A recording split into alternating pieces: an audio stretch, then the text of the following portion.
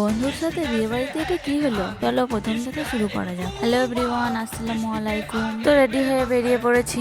আমরা হচ্ছি বরের বন্ধু, আর আজ যাচ্ছি বন্ধুর বিয়ে। জীবনে ফার্স্ট টাইম যাচ্ছি বরের বন্ধু হিসেবে। এর আগে অনেক বান্ধবীর বিয়েতে গেছি, কিন্তু বন্ধুর বিয়েতেই ফার্স্ট টাইম। তো আমরা চলে এসেছি, আর এসেই দেখো শালিদের আবদার শুরু হয়ে গেছে। এখানে শালিদের অনেক আবদার থাকে যেগুলো দুলা ভাইরা পূরণ করে। তারপর আমাদেরকে এখানে বসে দিয়ে দিয়েছিল, আর একটা করে দিয়েছিল ওয়েলকাম ড্রিঙ্ক ফ্রুটি। তারপর একের পর এক নাস্তা চলে এসেছিল, আর আমাদেরকে এখানে খেতে দিয়ে দিয়েছিল। নাস্তার মধ্যে ছিল লুচি, ঘুগনি, চিলি চিকেন, রসগোল্লা, আরো অনেক রকমের মিষ্টি। তো অনেক রকমের নাস্তাও ছিল যেগুলোর নাম সব আমি জানি না।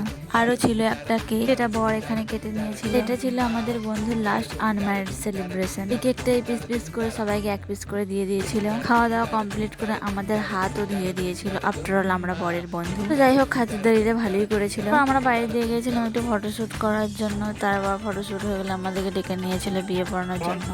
বাস যেমন 10,000 টাকা দিলমহরের পরিবর্তে তোমাকে বিবাহ করতে এসছে, এই বিবাহে তোমার মত আছে? তারপর বিয়ে পড়ানো কমপ্লিট হয়েছিল, আর এদিক দিয়ে বন্ধুকে মোবারকবাদ দিচ্ছিল, আর অন্যদিকে রেজিস্ট্রি হচ্ছিল। তারপরও অনেক নিয়ম কানুন আছে, মিষ্টি পানি খাওয়ানো, পান খাওয়ানো, সেগুলো কমপ্লিট করা হয়ে গেল। তারপর কনেকে খাওয়ানো দাওয়ানো করে বসে পড়েছি সাজাতে। আর অন্যদিক দিয়ে আমাদেরকে খাবার জন্য ডেকে নিয়েছিল, তো আমরা চলে এসেছিলাম খেতে। আর তারপর তারপর একটু বন্ধুদের সাথে মজা করে নিচ্ছিলাম, এই স্মৃতিগুলোকে ক্যাপচার করে নিয়েছি ফোনেতে। তারপর তাড়াহুড়ো করে খেয়ে দিয়ে চলে এসেছি বউকে সাজাতে। আর অন্য দিক থেকে খুব তাড়া দিচ্ছিল, বলছিল তাড়াতাড়ি করতে। আমরা কি মেশিন? আমাদেরকে তো একটু সময় দেওয়া দরকার, আমাদের দিকটাও তো বোঝা দরকার। তো যাই হোক, সাজানো কমপ্লিট হয়ে গেছে, আর এদিকে মালা বদলও শুরু হয়ে গেছে। আর তারপর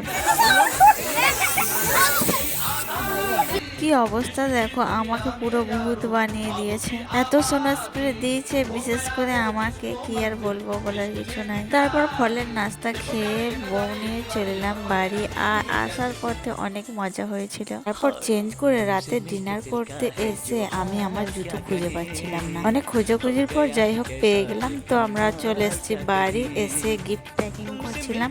আর এই ভিডিওটা যদি ভালো লাগে একটা লাইক করে দিও। কথা হচ্ছে নেক্সট ভিডিওতে।